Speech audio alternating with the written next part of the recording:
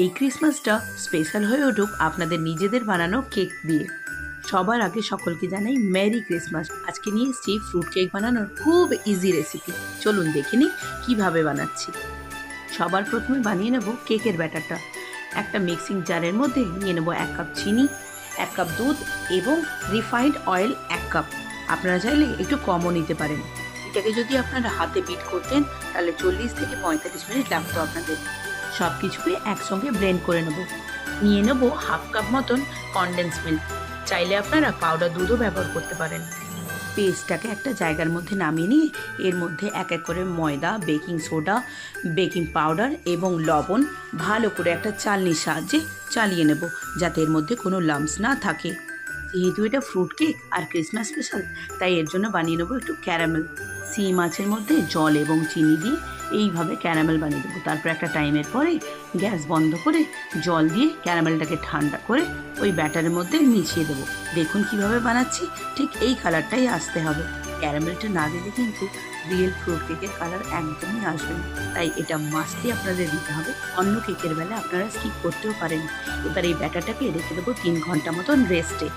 আরেকটি জায়গার মধ্যে নিয়ে নেব অরেঞ্জ জুস এবং এখানে থাকা যে ড্রাই ফ্রুটসগুলো তার মধ্যে ভিজিয়ে দেব প্রায় ঘন্টাখানেক। দেখতে ডিফিকাল্ট লাগলেও হাতের কাছে যদি সমস্ত জিনিস থাকে তাহলে কিন্তু খুব তাড়াতাড়ি বানিয়ে ফেলতে পারবেন এটা। ড্রাই ফ্রুটসগুলো একটু রাফলি চপ করার চেষ্টা করবেন, তাহলে কিন্তু আরও বেশি ভালো লাগবে। ব্যাটাটা কিন্তু এবার ফুলে উঠেছে। এর মধ্যে মিশিয়ে নেব ভেজানো ড্রাই ফ্রুটস। হালকা হাতে এটাকে এপিট ওপিট ভালো করে মিক্স করে নেব। বেশি ঘাটাঘাটি করলে কিন্তু কেকের ব্যাটারটা খারাপ হয়ে যাবে। এবার এতে মিশিয়ে নেব একটু ইনো। সেটা আপনারা নর্মাল ফ্লেভার হলে খুবই ভালো হয়। আপনাদের পছন্দ মতন কেকের মোল্ড নিয়ে নিয়েছি এবং এর মধ্যে দিয়ে দিয়েছি বাটার পেপার। আর অবশ্যই দিয়ে দিলাম একটু ঘি, যাতে এর ফ্লেভারটা আরও বেশি বেড়ে যায়। মোল্ডের মাঝ বরাবর ব্যাটারটাকে ফিল করে নেব। এর চেয়ে বেশি করলে কিন্তু কেকটার শেপ মোটেও ঠিক হবে না। এবার আর কিছু ড্রাই ফ্রুটস সাজানোর জন্য কেটে নিয়েছি, সেগুলো এক এক করে কেকের ওপরে সাজিয়ে দেবো।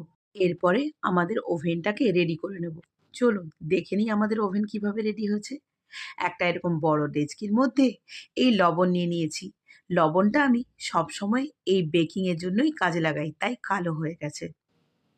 লবণটাকে প্রিহিট করে রাখবো এবং একটা স্ট্যান্ডের সাহায্যে মোল্ডটাকে বসিয়ে দেব।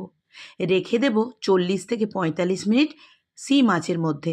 অবশ্যই মাঝখানে টুথপিক দিয়ে চেক করে নিতে হবে। আর কেকটা কেমন হয়েছে